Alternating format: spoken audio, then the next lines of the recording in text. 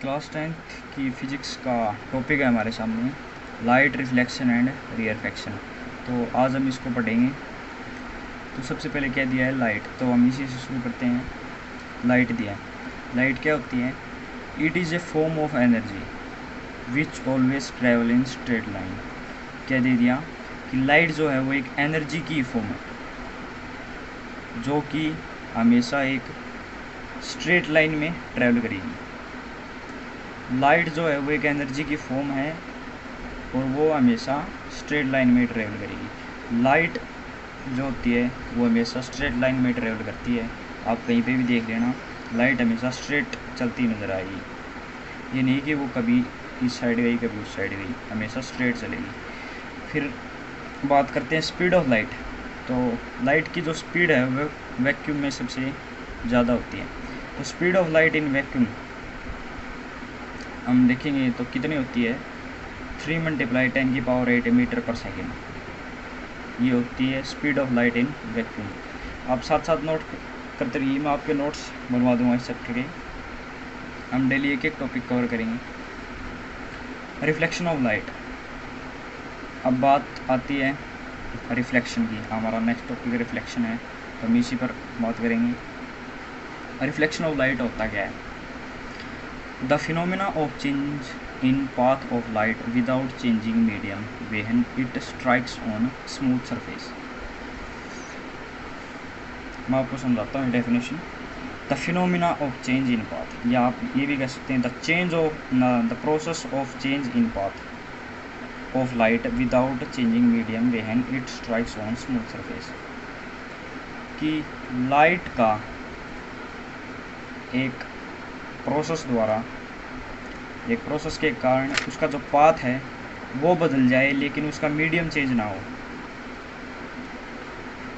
कब नहीं हो? जब वो एक स्मूथ सरफेस पर, कोई भी एक स्मूथ सरफेस है उसके ऊपर जब लाइट टकराएगी, स्ट्राइक्स करेगी, तो उसका पाथ चेंज हो जाए लेकिन उसका मीडियम चेंज नहीं हो, उसे क्या कहेंगे? Reflection of light. मैं आपको डायग्राम से समझाता हूँ। ये हमने एक प्लेन मिरर ले लिया, इसके पीछे हमने कोटिंग कर रखी है। ये एक रे आई, यहाँ पे इस प्लेन मिरर पर स्ट्राइक हुई और मुड़कर वापस आ गई, यानी ये रिफ्लेक्ट हो गई। तो आपने देखा कि रे सीधी आई बिल्कुल और रिफ्लेक्ट होकर भी सीधी गई बिल्कुल।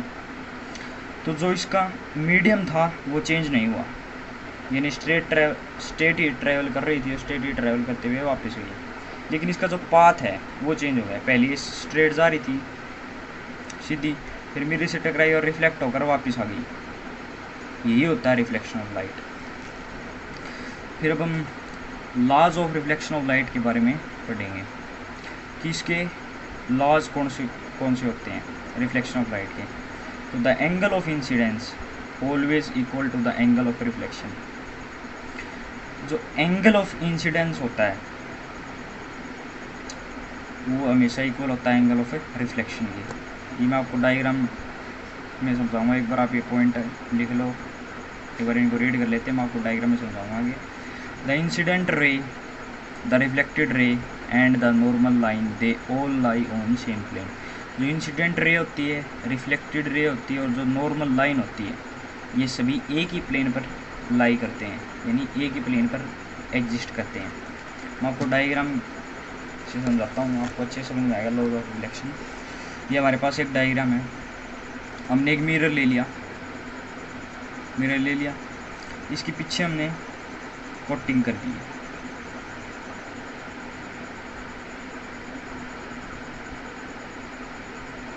दी, एक नॉर्मल रे आई, इस पॉइंट पर मिरर से स्ट्राइक हुई, टकराई और 2 रेज में बट गई। आप याद रखें कि कोई भी रे अगर कोई प्लेन मिरर से या किसी भी मिरर से टकराएगी तो वो 2 रेज में बढ़ जाती है। एक रे होती है इंसिडेंट रे, एक रे होती है रिफ्लेक्टेड रे।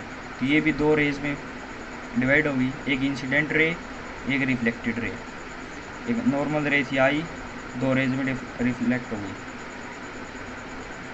अब जो हमारा फर्स्ट पॉइंट था वो क्या था कि the angle of incidence always equal to the angle of reflection.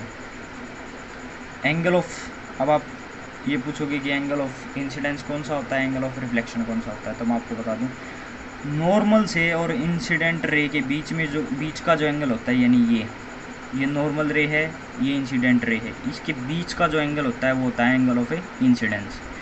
और नॉर्मल और रिफ्लेक्टेड रे के बीच का जो एंगल होता है वो होता है एंगल ऑफ ए रिफ्लेक्शन। तो ये दोनों एंगल आपको समझ में आ गए। अब हम हमारा जो पहला लॉ था उसको फॉलो करके देखते हैं। इसके ऊपर क्या था, the angle of incidence always equal to the angle of a reflection. तो एंगल ऑफ इंसिडेंस यानी ये एंगल और एंगल ऑफ रिफ्लेक्शन यानी ये एंगल दोनों इक्वल होंगे, ये दोनों एंगल इक्वल होंगे। अब हमारे सेकंड लॉ को देखते हैं, वो क्या है, the incident ray, the reflected ray and the normal line they all lie on the same plane. यानी हमारी जो इंसिडेंट रे, ये रे और रिफ्लेक्टेड रे, ये रे और द नॉर्मल लाइन और ये रे, ये सभी एक ही प्लेन पर लाई करेंगी, यानी इस पॉइंट के ऊपर ये सभी लाई कर रही हैं। नॉर्मल रे आई इसके इस पॉइंट के ऊपर टकराई और रिफ्लेक्ट होगी टू रेज में, इंसिडेंट रे और रिफ्लेक्टेड रे। तो जो हमारा सेकंड लॉ है वो भी हमने फॉलो करके देख लिया, यानी हमारे दोनों लॉज हैं वो इसे पर फॉलो होते हैं। ये भी, ये रे भी तीनों एक ही प्लेन पर एग्जिस्ट करेंगे। तो आगे के टॉपिक हैं वो हम नेक्स्ट वीडियो में कवर करेंगे। ऐसी वीडियो को देखने के लिए चैनल को सब्सक्राइब करें। Thanks for watching video, bye.